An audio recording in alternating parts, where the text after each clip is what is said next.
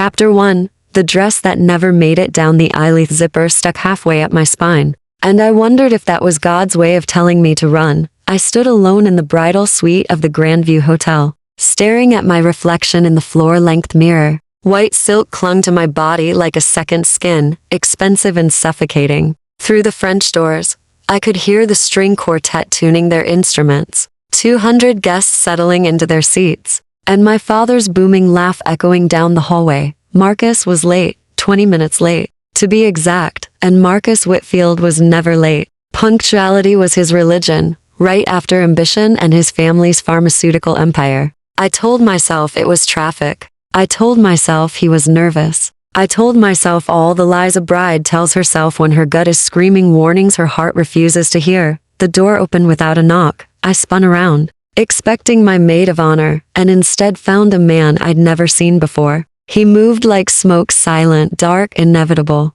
tall enough that he had to duck slightly through the doorframe. His suit was black, perfectly tailored, and probably cost more than my entire wedding budget. But it was his eyes that made my breath catch. Gray, like winter skies before a storm, and completely unreadable. "You're not supposed to be here," I said, reaching for my phone on the vanity. "Neither are you." His voice was low, almost gentle, with an edge that made every nerve in my body stand at attention. He closed the door behind him, locked it. The soft click echoed like a gunshot in the quiet room. "Get out, or I'm calling security." "Security is busy." He stepped closer, and I noticed the blood on his right hand. Not much, just a dark smear across his knuckles, already drying. "Your fiancé hired 12 men to watch the perimeter tonight. Expensive contractors, well-trained." "What did you do?" "Sent them home early." He moved past me to the window, checked the street below with the practiced efficiency of someone used to watching for threats. "You should sit down, Valentina." Hearing my name from his lips felt like an invasion. "How do you know Marcus Whitfield isn't coming to this wedding?" He turned to face me, and something in his expression made my knees weak. Not cruelty exactly, something worse. Pity. "He was found an hour ago in his car, 3 blocks from here. Bullet through the windshield, 2 through the chest." The room tilted. I grabbed the back of a chair, white knuckles against cream brocade. "You're lying." "I wish I was."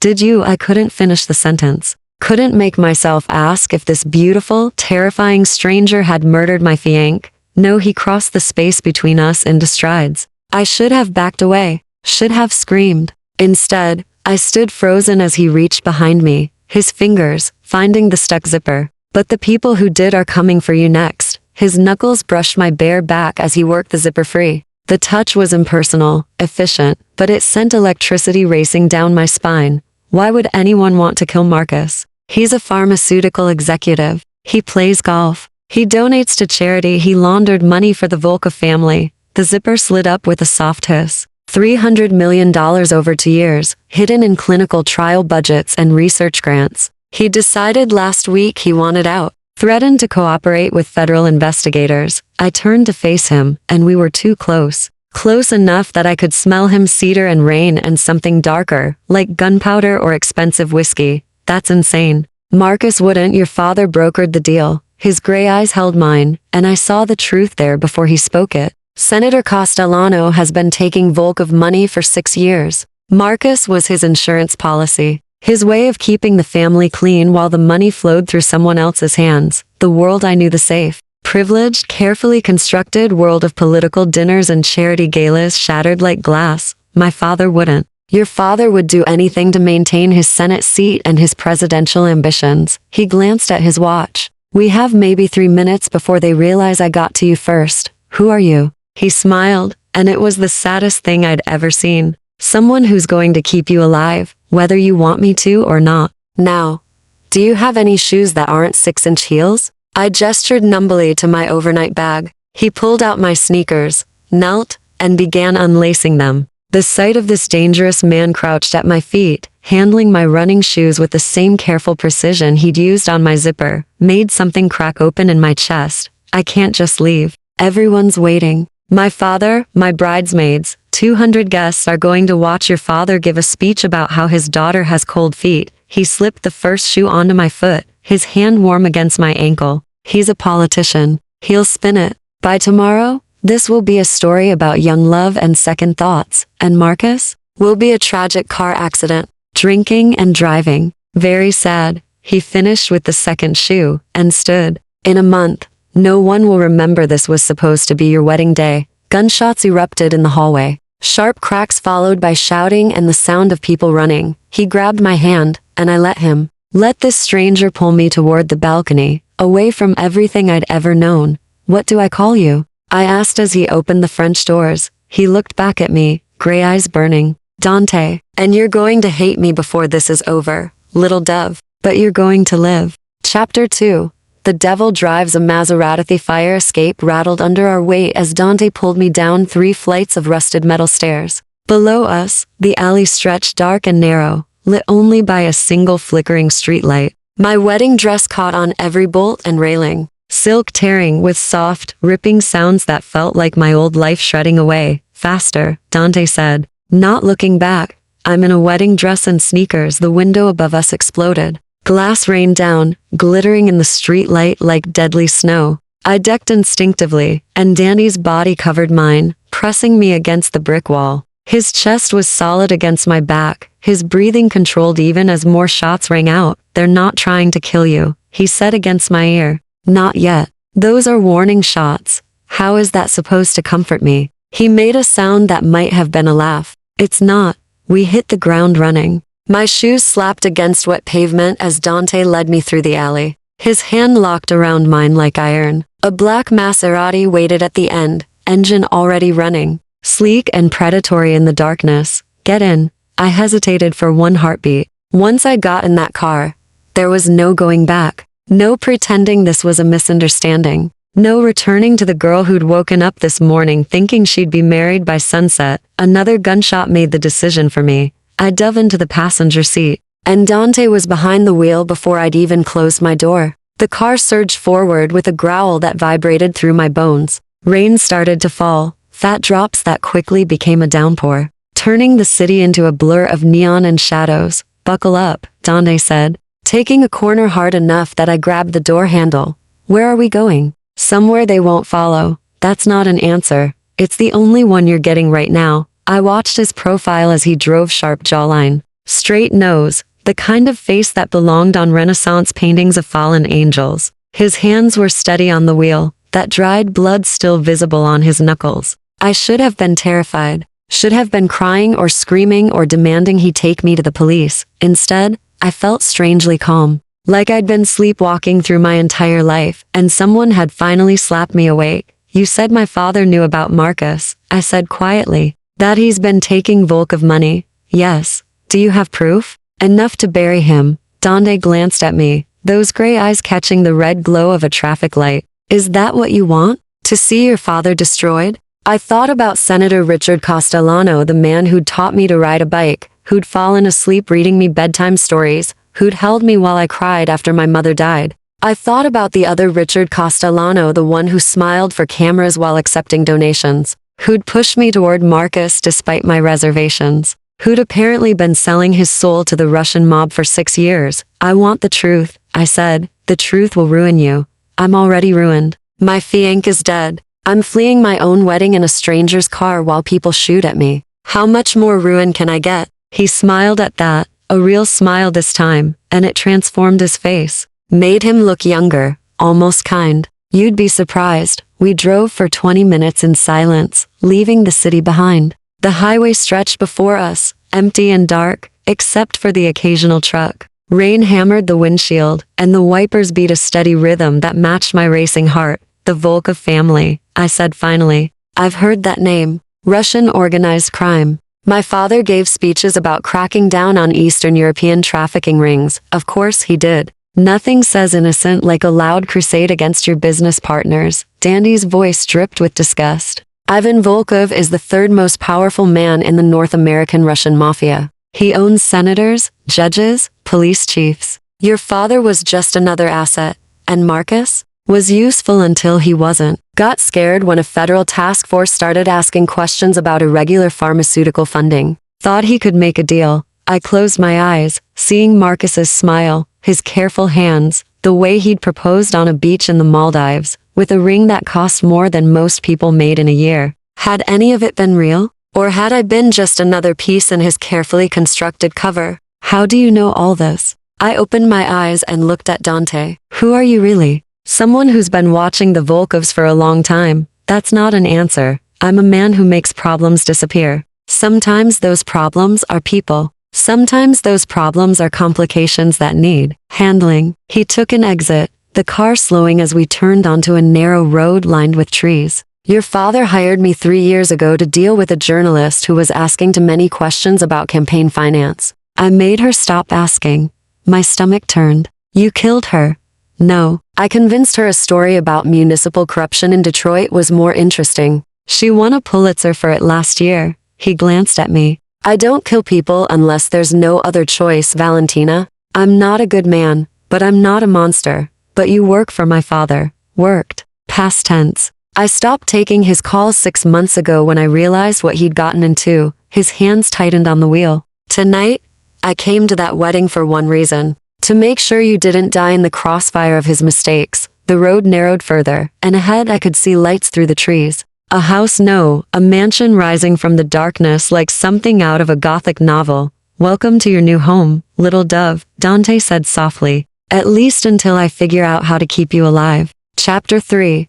The house that breathes secrets. The mansion wasn't what I expected. From the outside, it looked like old money stone walls covered in ivy, tall windows with iron shutters, a circular driveway lined with sculptures that probably cost more than my college education. But inside, it was something else entirely. Modern, stark. Every surface was either black marble or dark wood, punctuated by abstract art that looked like violence frozen on canvas. Dante led me through the entrance hall without turning on lights. He moved through the darkness like he'd memorized every step, every corner, every potential threat. I followed, my torn wedding dress whispering against the floor, leaving a trail of silk threads and shattered dreams. There's a room upstairs, he said. Second door on the right. You'll find clothes, everything you need.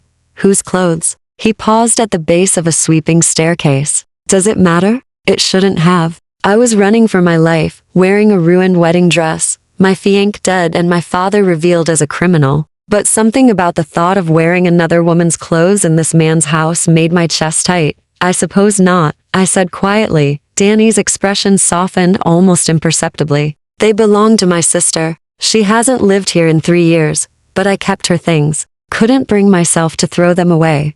Where is she now? Witness protection. New name, new life, somewhere I can never visit. He started up the stairs. The Volkovs wanted her dead for testifying against one of their lieutenants. I made sure they couldn't find her. Cost me everything I'd built, every alliance, every bridge I'd ever made in that world. I followed him up, questions multiplying in my mind faster than I could voice them. So you're not working for them either. I work for myself now. Freelance problem solver for people who can't go to the police. He stopped at a door, hand on the knob. Your father was one of those people, back when his problems were simpler. And now his problem is me. Dante turned to face me fully. And in the dim light filtering through a window at the end of the hall, I could see exhaustion written in the lines around his eyes. Now his problem is that he owes the Volkovs $300 million.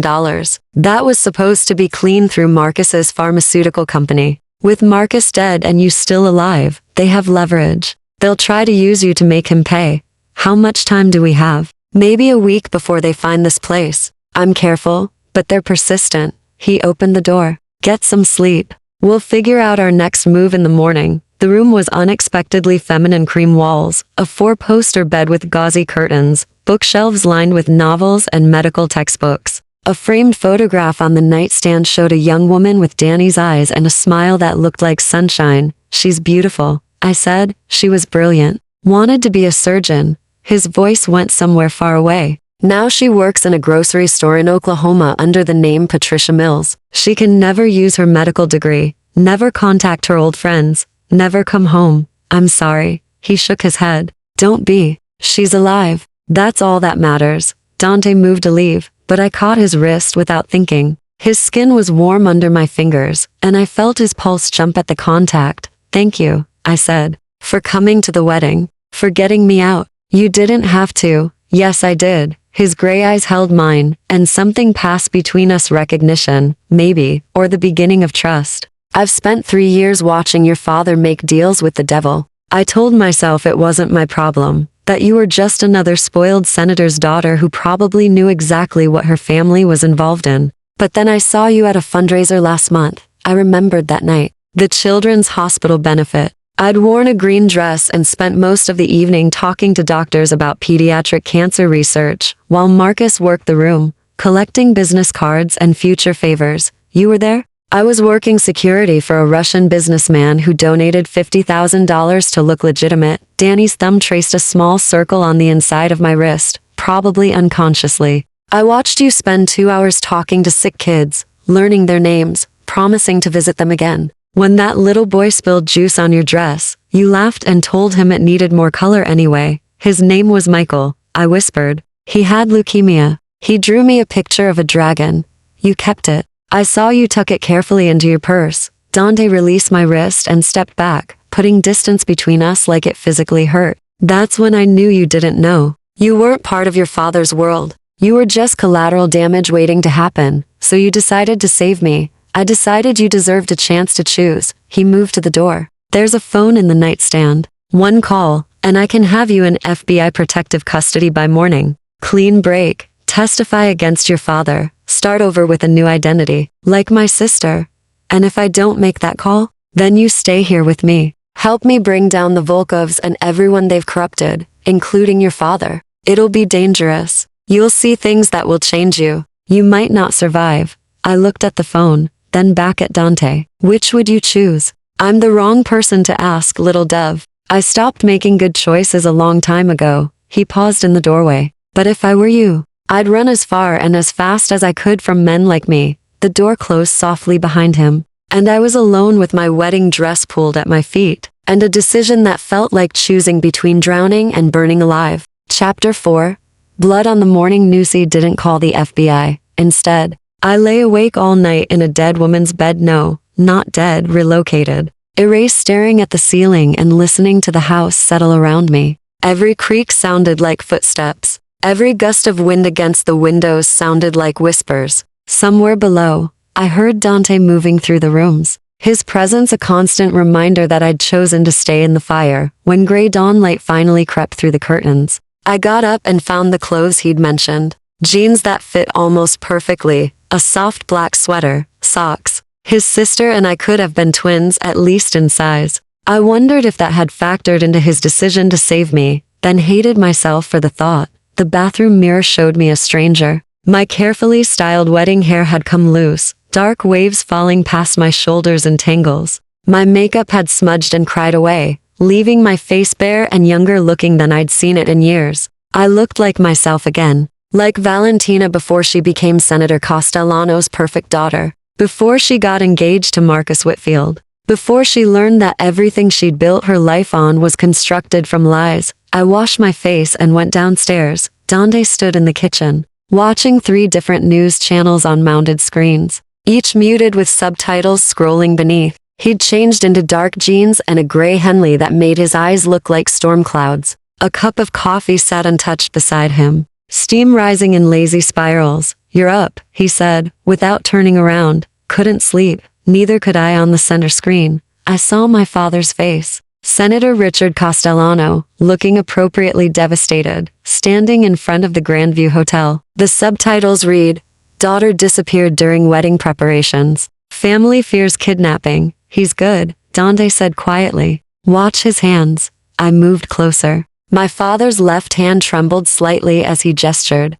but his right hand stayed perfectly still, pressed against his chest in a gesture of paternal anguish. He's signaling. I breathed. To the Volkovs, yes. Right. Hand to chest means he's negotiating. He's telling them he'll pay, he'll cooperate, just give him time. Dante switched to another channel. But this is the interesting part. The screen showed Marcus's car, or what was left of it. Police tape. Crime scene investigators. The reporter stood at a safe distance, her face grave. Marcus Whitfield, 34, prominent pharmaceutical executive and son of billionaire industrialist Thomas Whitfield, was found dead early this morning in what police are calling a targeted assassination. Sources indicate this may be connected to the disappearance of his fiancée, Valentina Castellano, who vanished from her wedding venue just hours before the ceremony. They're linking us together, I said. Making it look like someone killed your fiancé and took you. Danny's jaw tightened. Which gives your father cover. He's the grieving father of a kidnapping victim. Not a corrupt politician whose criminal associates are cleaning house, but I'm not kidnapped, as far as the world knows. You are. He finally looked at me, and something in his expression made my breath catch. Which means we can't trust anyone. Not the police, not the FBI, definitely not your father's security team. The moment you surface, you become a liability to everyone involved. The third screen showed a press conference. Ivan Volkov himself, silver-haired, distinguished, looking like someone's beloved grandfather speaking to reporters. The subtitles read, offering $2 million reward for information leading to Valentina Castellano's safe return. Our family's charitable foundation stands ready to help in any way possible. He's offering money for my head, I whispered. He's offering money for your location. Then he'll send professionals. Dante switched off all three screens. But he's also making a mistake. He's showing he cares too much. That means you're more valuable alive than I thought. How is that good news? Because valuable things have negotiating power. He handed me his untouched coffee. Drink this. You need to eat something too. I'm not hungry. You will be. Adrenaline crash hits around now, and then you'll be starving and shaking. He moved to the refrigerator with the efficiency of someone used to taking care of people who didn't want to be taken care of. Eggs, toast. I have actual food, not just coffee and bourbon like the stereotypical dangerous man. Despite everything, I almost smiled. Eggs are fine, he cooked in silence, and I watched him, trying to reconcile this man domestic, careful, checking the heat on the pan like it mattered with the one who'd pulled me from my wedding while gunshots echoed behind us. His movements were precise, almost meditative, like cooking eggs was a form of meditation or control. You said your sister wanted to be a surgeon. I said, she was in her second year of residency, orthopedics. She was going to specialize in pediatric spinal reconstruction. He cracked eggs into the pan with one hand. She testified against Viktor Kozlov, a Volkov lieutenant who was trafficking women through a network of massage parlors. She'd treated one of his victims in the air, recognized the signs of long-term abuse, convinced her to talk. That was brave. That was stupid. His voice went flat. The girl disappeared before the trial. Victor walked, and my sister got a target on her back that will never go away. He plated the eggs and set them in front of me with toast and orange juice I hadn't asked for, but somehow needed. I ate mechanically, tasting nothing, while questions piled up like debris after a storm. The man in the photograph in my room, I said finally. On the bookshelf, not the nightstand. Tall, dark hair, kind eyes. Who is he? Dandy's expression shuddered. Her fiancé, Marco. He didn't make it into witness protection. Dante, eat your eggs, Valentina. We have work to do. Chapter 5.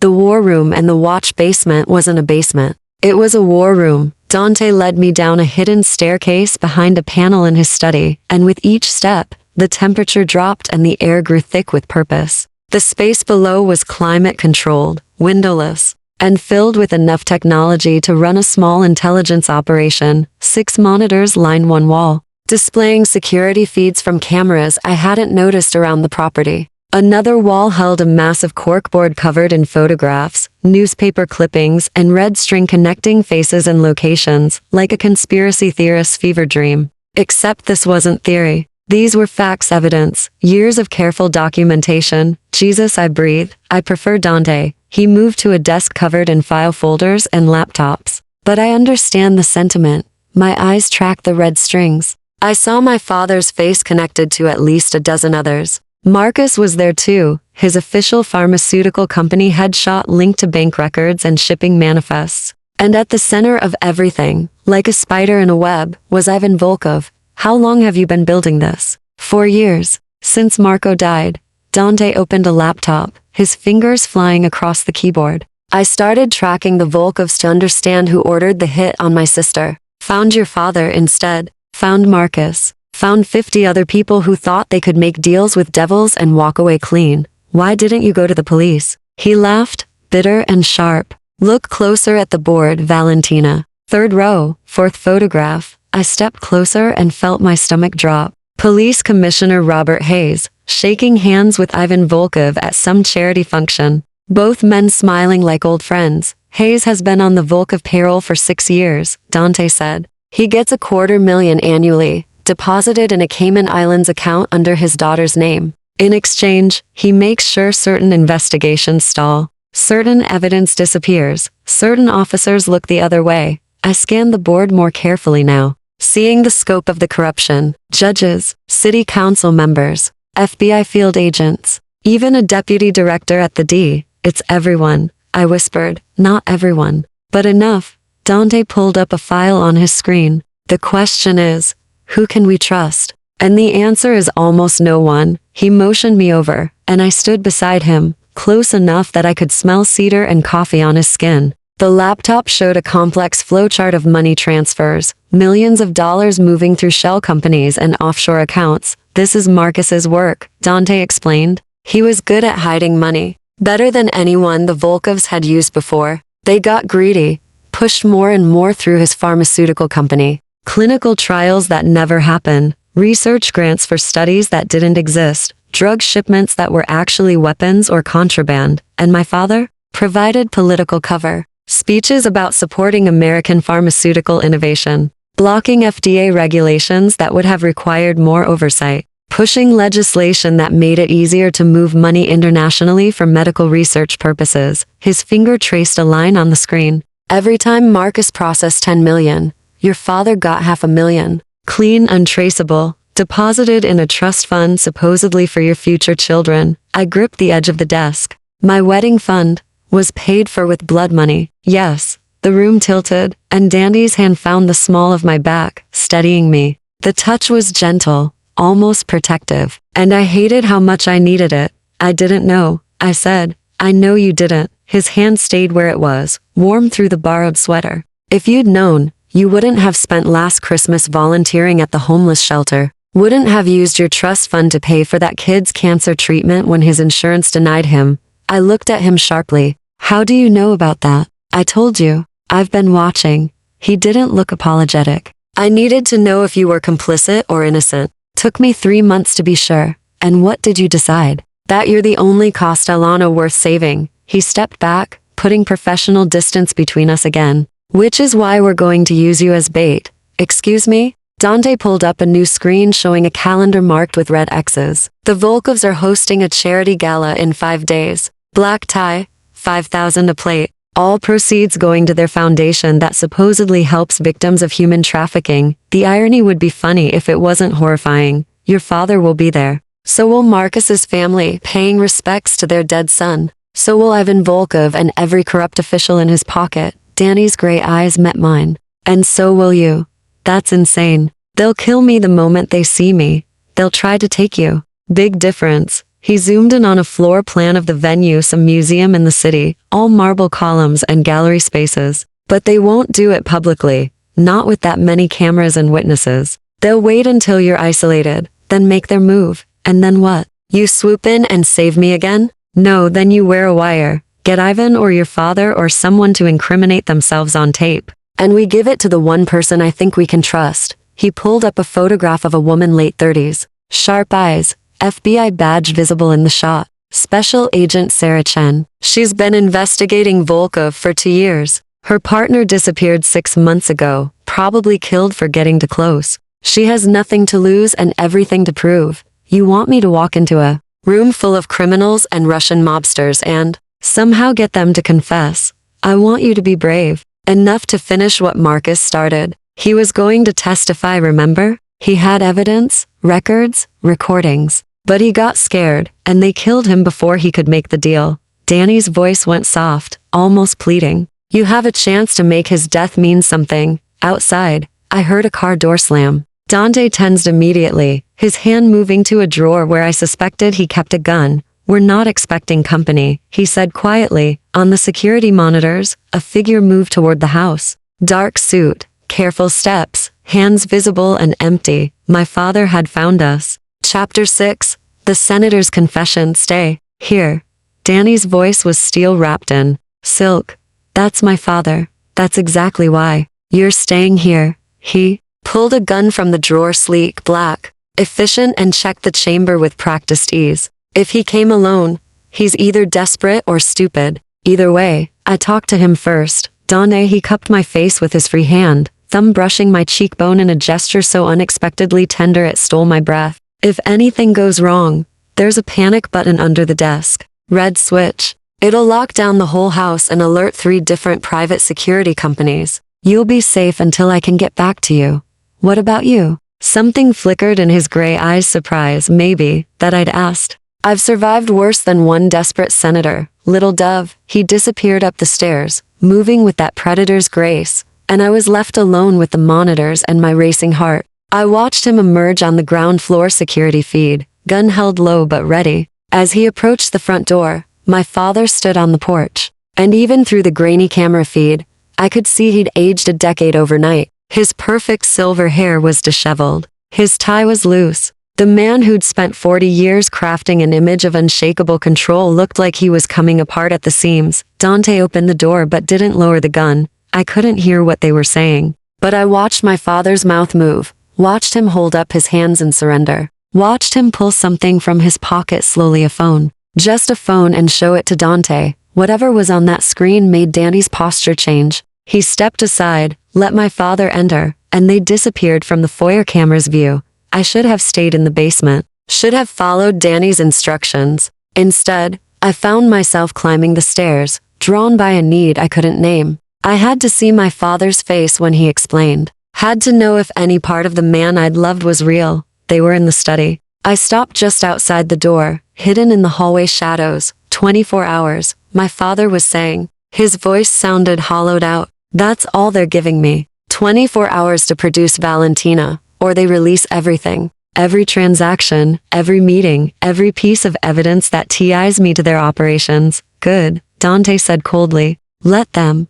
You don't understand. It's not just me. They have files on 30 senators, 15 members of Congress, judges, police chiefs. If this goes public, it'll destabilize the entire eastern seaboard. The chaos alone could what? Hurt your approval ratings? Dandy's voice dripped contempt. Your daughter's fiancé is dead because of you. Your daughter is in hiding because of you. And you're worried about political stability? I'm worried about Valentina. My father's voice cracked. Ivan told me what they'll do to her. They won't just kill her, Dante. They'll make it last. They'll make it public. They'll send me pieces of her until I give them what they want. Ice flooded my veins. Then give them the money, Dante said. I don't have it. The 300 million Marcus was cleaning, it's frozen. Federal investigators seized the accounts 3 days ago. That's why Marcus panicked, why he tried to make a deal. The money's gone, and the Volkovs think I have it hidden somewhere.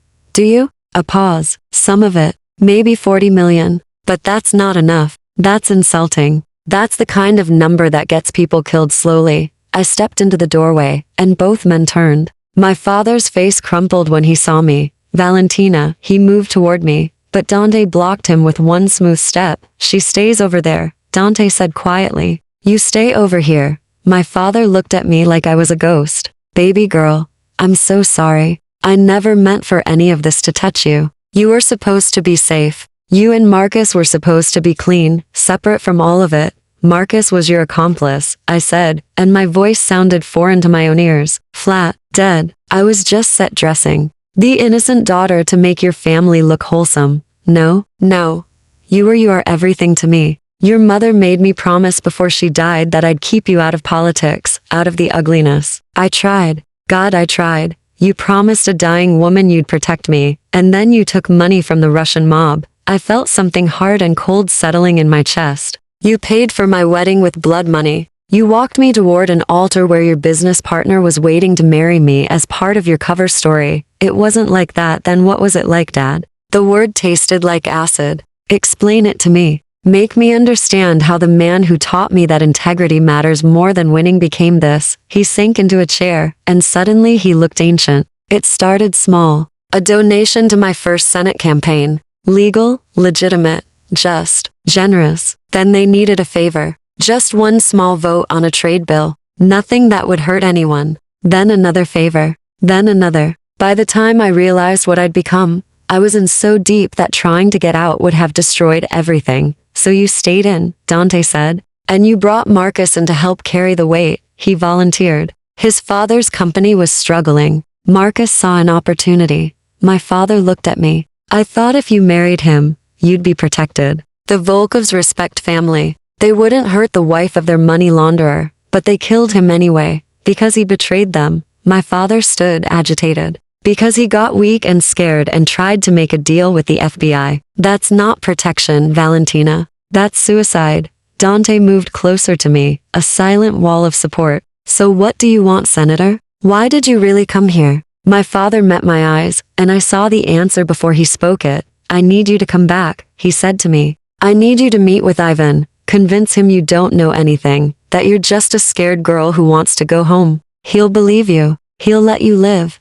And then what? And then you disappear. I'll arrange everything. New identity, new life, money that's actually clean. You'll never have to see me again. Or, I said quietly, I could help Dante destroy you all. My father's face went white. Valentina, get out. The words came from somewhere deep and certain. Get out of this house. Tell Ivan you couldn't find me. Tell him whatever you want. But don't ever come back. He looked at Dante. She doesn't understand what she's choosing. She understands perfectly, Dante said. She's choosing to be better than you. Chapter 7.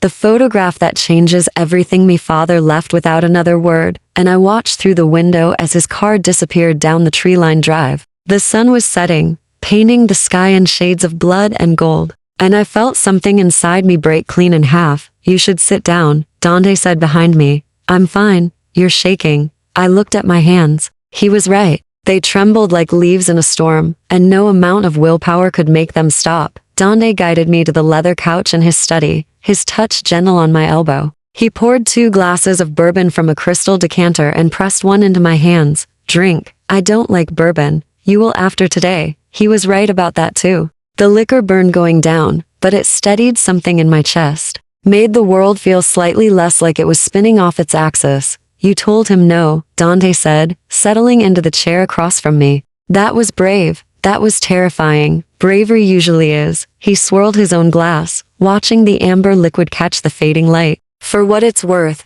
you did the right thing. His plan wouldn't have worked. Ivan Volkov doesn't let loose ends live, no matter how innocent they seem. You think he would have killed me anyway. I know he would have. Dante leaned forward, elbows on his knees. I've been tracking the Volkovs for years. I know how they operate. They don't forgive, they don't forget, and they don't take chances. Your father's protection is an illusion. I took another sip of bourbon, feeling it warm my blood. So what now? We're still stuck with the same problem. Ivan wants me dead. My father can't protect me, and walking into that gala in 5 days sounds like suicide. Maybe. Dante set his glass down and stood, moving to his desk. Or maybe your father just gave us something more valuable than he realized. What do you mean? He pulled up the security footage from the porch, rewinding to the moment my father had shown him something on his phone. Dante froze the image and enhanced it, his fingers dancing across the keyboard until the phone screen came into focus. It was a photograph. A meeting in what looked like a private dining room. My father, Ivan Volkov, and 3 other men I didn't recognize. But it was the person in the background that made my breath catch. Marcus. Very much alive, very much aware of the camera. Staring directly at it, with an expression I'd never seen on his face before. Cold, calculating, dangerous. This was taken 2 weeks ago, Dante said quietly. Your father showed it to me to prove he was telling the truth about Marcus being involved. But look at the timestamp. Look at the metadata. He pulled up a panel of information beside the image. Date, time, location, and a file name that made no sense at first. Insurance copy 7 of 12. There are 12 copies. I breathed. At least 12. Probably more. Danny's voice held barely contained excitement. Marcus wasn't just laundering money. He was documenting everything. Every meeting, every transaction, every piece of evidence that could bury the Volkovs and everyone working with them.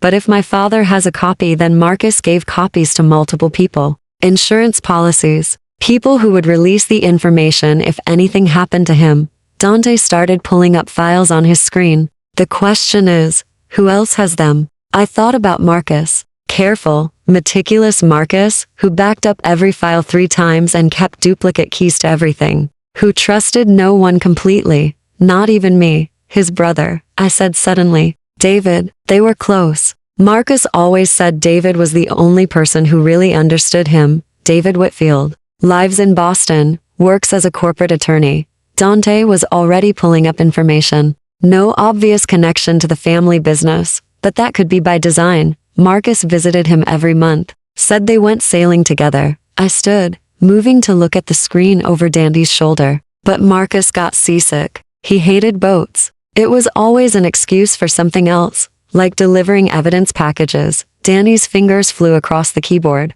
David Whitfield has a safe deposit box at First National Bank in Boston. Opened it 3 years ago. Right when Marcus started working with your father and the Volkovs. We need to get to David before Ivan does. Ivan's probably already thinking the same thing. Dante pulled up news feeds, searching for David's name. Nothing yet. But that didn't mean we had time to waste. We'd need to leave tonight. Get to Boston before the Volkovs figure out what Marcus did. Then let's go. Dante turned to look at me, and something shifted in his expression, softened. This isn't your fight, Valentina. You could still call Agent Chen, go into protective custody, let the FBI handle all of this. My father sold his soul. My fiancé died trying to buy his way out. I'm wearing a dead man's sister's clothes while Russian mobsters hunt me. I held his gaze. This became my fight the moment that zipper stuck on my wedding dress. He smiled at that, a real smile, warm and genuine and devastating. You're nothing like I expected.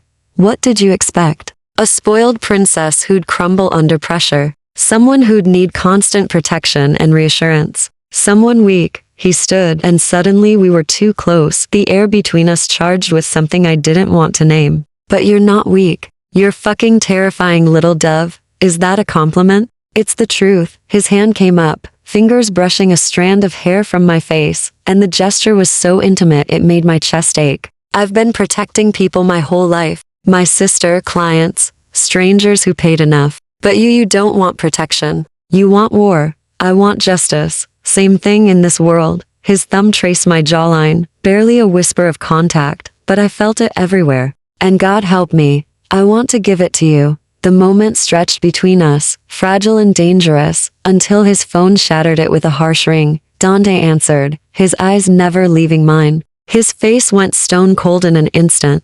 When? A pause. How bad? Another pause? Longer this time. We're leaving now. He hung up and grabbed his keys. David Whitfield's house is on fire. Boston PD is calling it arson. They found a body inside. Chapter 8. Ashes and revelations drove through the night like demons fleeing hell. Danny's Maserati ate up the highway miles, pushing past legal speeds while I sat in the passenger seat watching the world blur into streaks of light and shadow. He'd made 3 phone calls in the first hour to contacts I didn't know, in languages I couldn't understand, and then fell into a silence that felt like stone. It might not be him, I said finally, though we both knew I was lying. It's him. Danny's knuckles were white on the steering wheel. The Volkovs don't burn houses for fun. They burn evidence and witnesses. But if they killed him, they have the files, maybe. Or maybe David was smart enough to hide them somewhere they couldn't find. He glanced at me. You should try to sleep. We've got 3 more hours. I can't sleep. Then tell me about Marcus.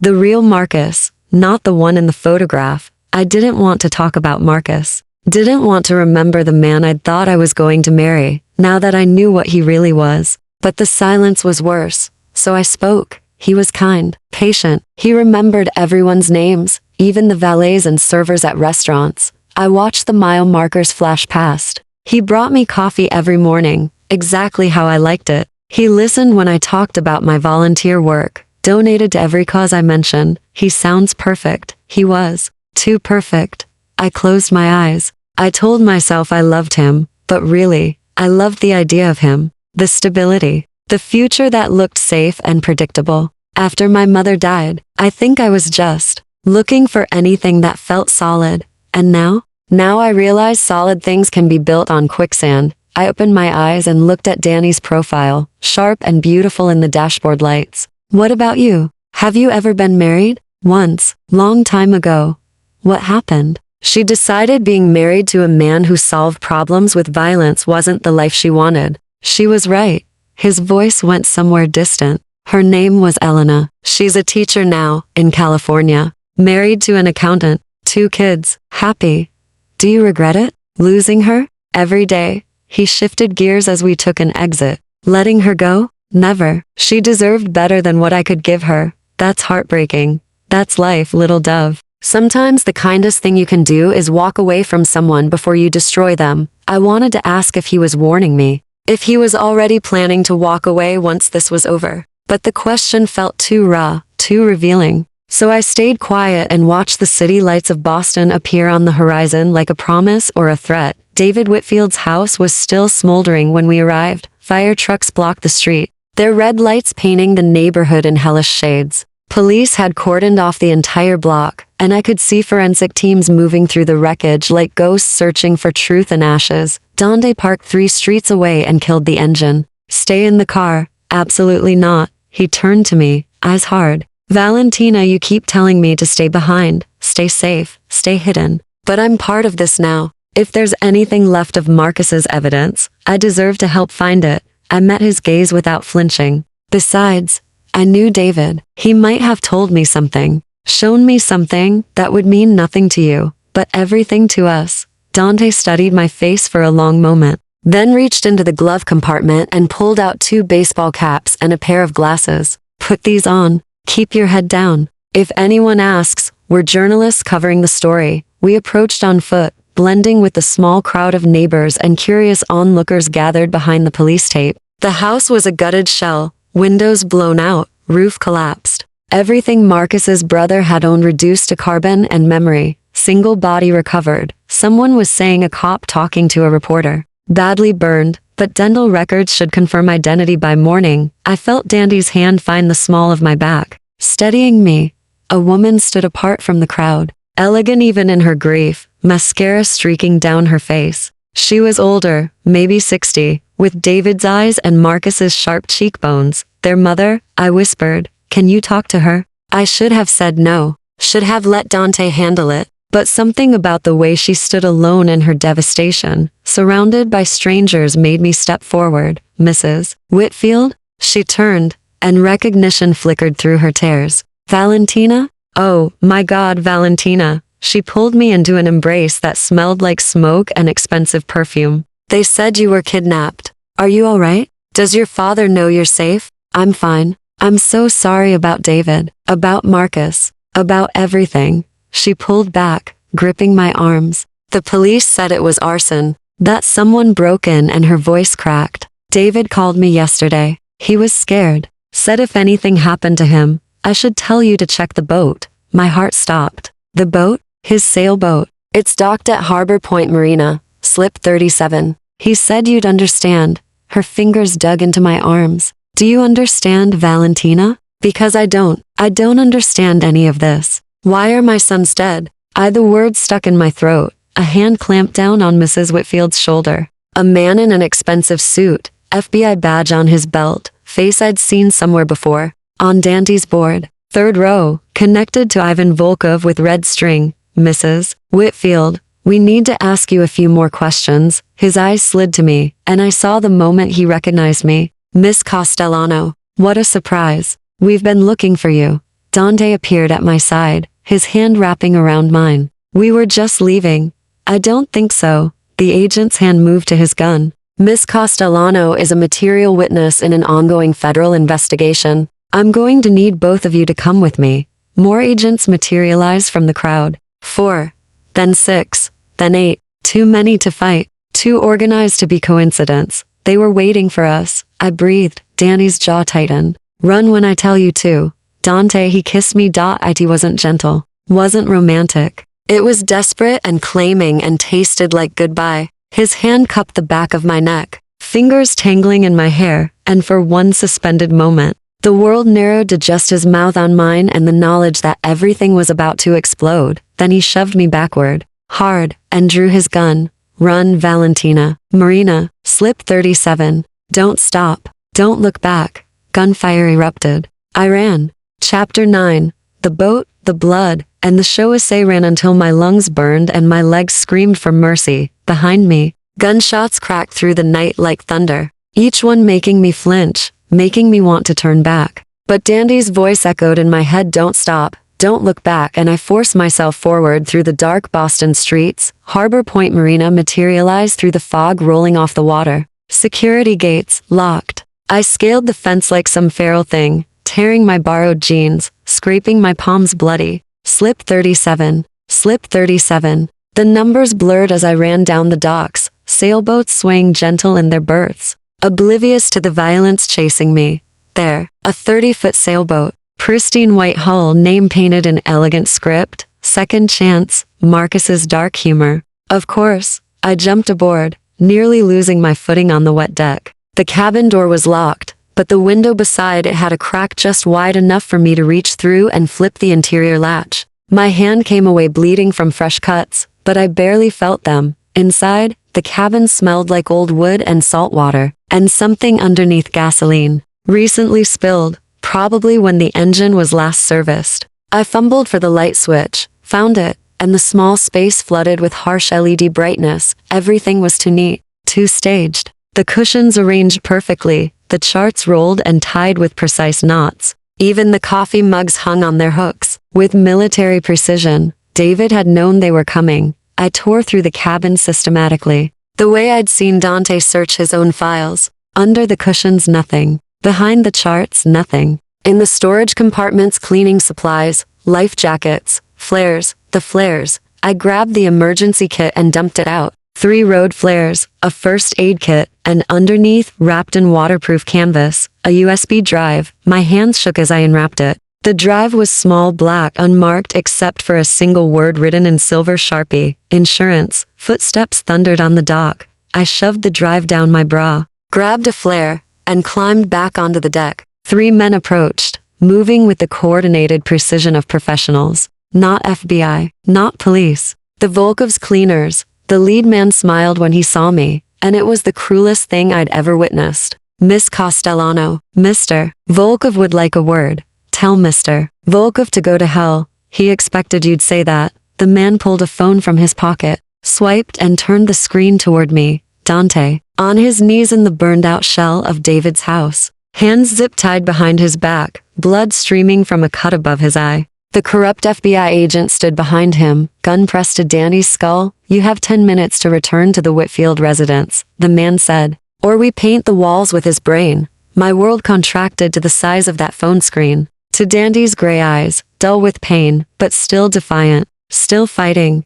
How do I know you won't kill him anyway? You don't. But if you don't come, he dies for certain. The man pocketed his phone. Mr. Volkov is not an unreasonable man, Miss Castellano. He simply wants to talk, to negotiate. Your father owes him money. You are leverage. Simple business. Simple business. Like Marcus's murder. Like David's house burning. Like everything in my life being reduced to collateral in someone else's war. I looked at the flare in my hand. Then at the spilled gasoline I'd smelled in the cabin. Then, at the 3 men blocking my escape. Okay, I said quietly. I'll come, smart girl. The man gestured for me to move ahead of him. I walked toward them slowly, passing the mast, passing the coiled ropes and the anchor chain. Close enough to smell cigarettes and cologne. Close enough to see the guns tucked into their waistbands. Close enough. I struck the flare against the deck rail. It ignited with a hiss and a bloom of red fire, and I threw it directly into the open cabin where gasoline fumes had been building. The explosion wasn't large, but it was enough. Enough to knock the men backward. Enough to set the boat ablaze. Enough for me to dive over the rail into the freezing black water below. The cold hit me like a fist, driving the air from my lungs. I kicked downward, away from the burning boat, away from the shouting men above. My clothes dragged at me, trying to pull me down. But I fought toward the darkness beneath the neighboring boats. When I finally surfaced, gasping and shaking, I was 3 slips away, hidden in shadows. The Second Chance burned like a funeral pyre, and the 3 men were screaming into their phones, scrambling to control a situation that had just spiraled into chaos. I pulled myself onto a different dock, water streaming from my clothes, and ran again, this time toward the street, toward traffic. Toward witnesses and cameras and anything that might keep the Volkov's men from dragging me into darkness. My phone, Danny's phone. Actually, the one he'd given me before Boston was ruined by the water.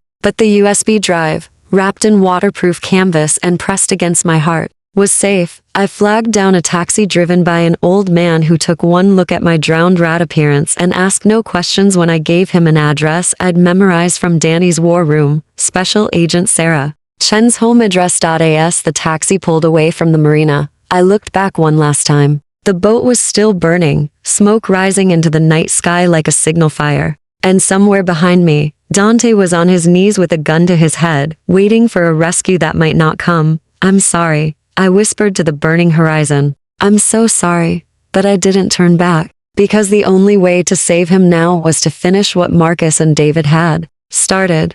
The only way to save him was to burn the whole corrupt system to the ground. The taxi dropped me in a quiet suburban neighborhood. An hour later, Agent Chen's house was dark. A modest two-story colonial with a Honda in the driveway and children's bikes on the porch. Normal, safe, everything my life would never be again. I rang the doorbell 3 times before lights flickered on inside. "Sarah." Chen answered the door in sweatpants and a FBI Academy t-shirt, gun in her hand, pointed directly at my chest. "Valentina Castellano," she said flatly. "You look like you've been swimming with the fishes. I have Marcus Whitfield's insurance files. Everything, every transaction, every meeting, every name." I pulled the USB drive from my bra and held it out. "And I know where they're keeping Dante Marchetti." Agent Chen's eyes widened. She lowered her gun slowly. "Get inside, now." Chapter 10.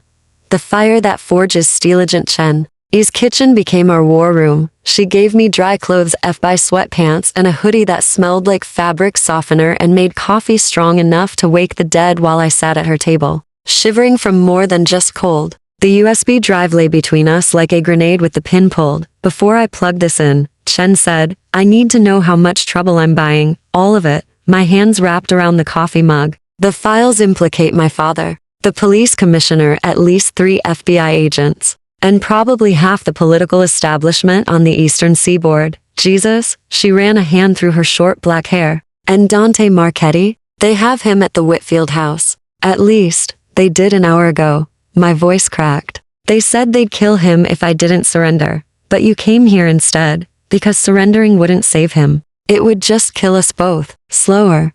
I met her eyes. "Dante told me you lost your partner, that the Volkovs probably killed him for getting too close." Chen's jaw tightened. "James. His name was James Torres. Best investigator I ever worked with. Father of 3. She pulled a laptop from a drawer and set it on the table. "They found him in the Mystic River 6 months ago. Staged it to look like suicide, but James would never." She stopped, swallowed hard. "He called me the night before he died. Said he'd found something big. Something that would bring down the whole network." "The insurance files." I breathed. "Probably. We never found his notes. Never found whatever evidence he'd collected." Chen plugged in the USB drive. "If this is what I think it is, we can end this tonight. But I need to know, are you prepared for what that means? For what happens to your father?" I thought about the man who'd taught me to ride a bike, who'd held me while I cried, who'd looked me in the eyes 2 days ago and asked me to walk back into danger to save his political career.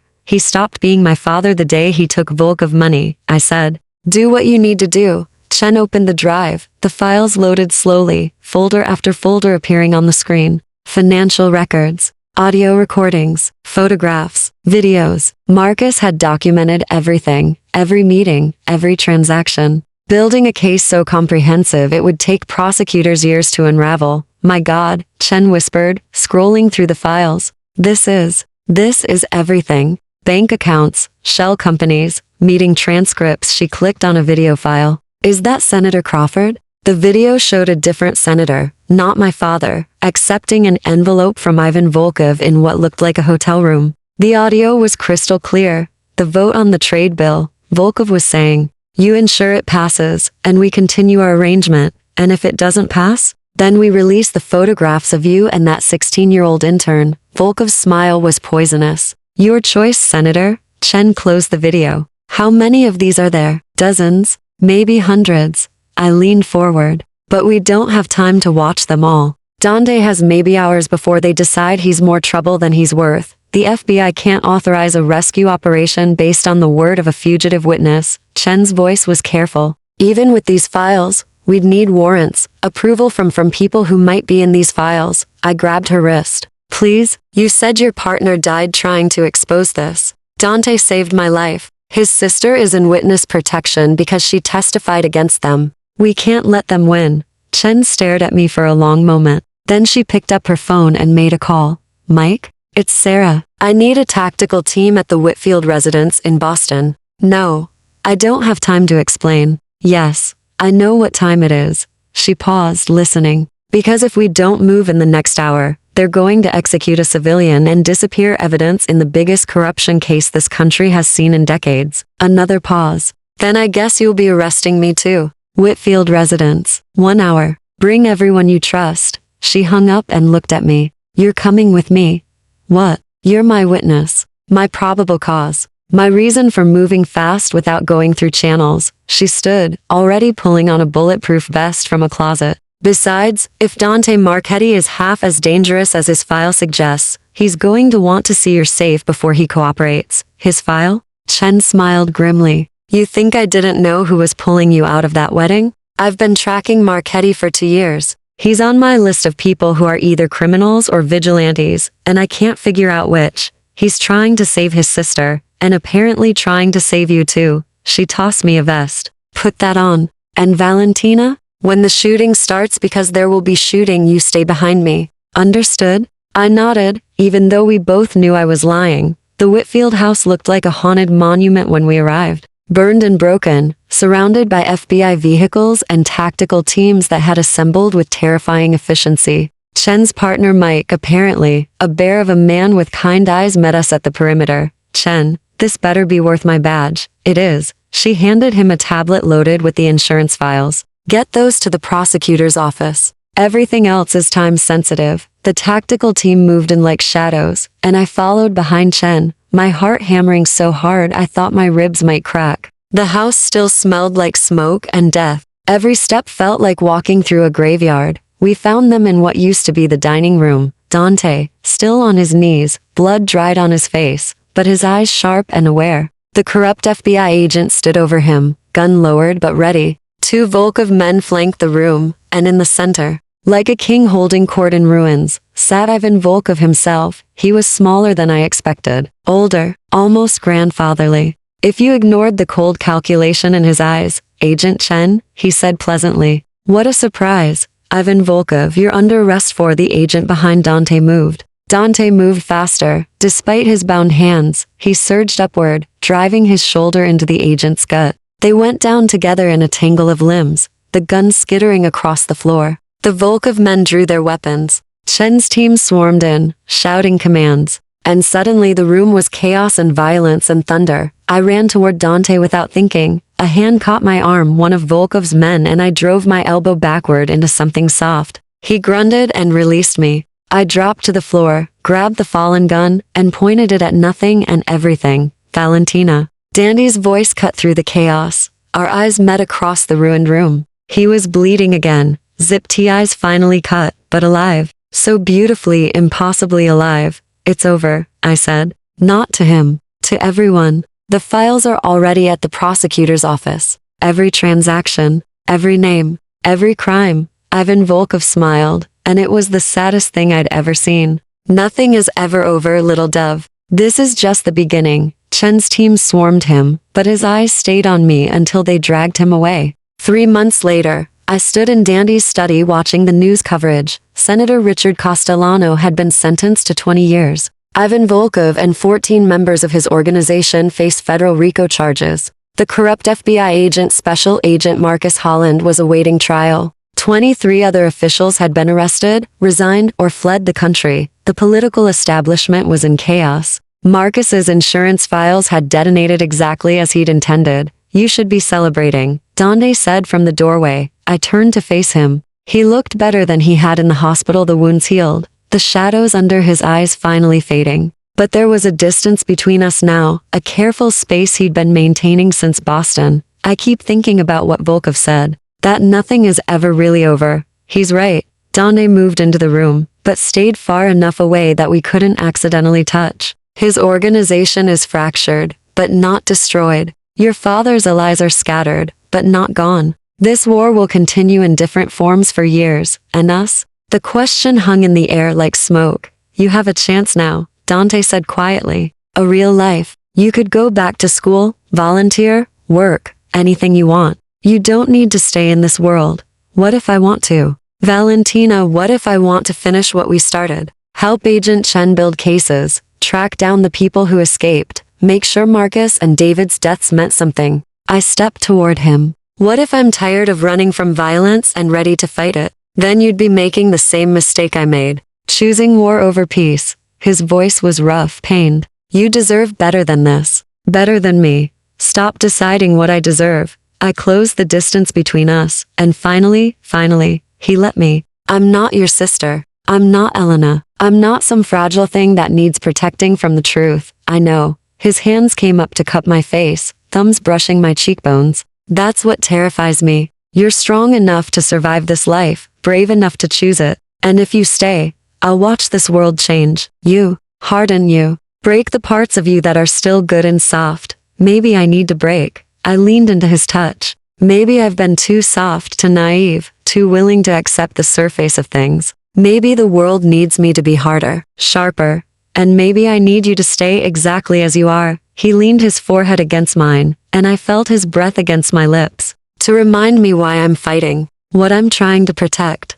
Then let me stay. Let me fight with you. Valentina, I kissed him before he could finish the argument. Kissed him the way I'd wanted to since Boston, since the basement, since that first night when he'd zipped up my wedding dress and pulled me into a life I'd never imagined. This kiss was different from the desperate one before the raid. This was a promise, a choice, a beginning. When we finally broke apart, his eyes were the color of spring storms, fierce and alive, and full of something that looked like hope. Okay, he whispered. Stay, fight, but promise me something, anything. Promise that if you ever want out, if this life ever becomes too much, you'll tell me. You'll let me help you disappear, start over, find peace. His hands tightened on my face. Promise me I won't destroy you, little dove. I promise. I kissed him again, softer this time. But I think you'll find I'm harder to destroy than you think. He laughed. And it was the most beautiful sound I'd ever heard. Outside, the city glittered with lights, corrupt officials and mobsters, and all the darkness that still needed fighting. But inside this room, in this moment, we had something stronger than any of them. We had truth. We had each other. And that was enough.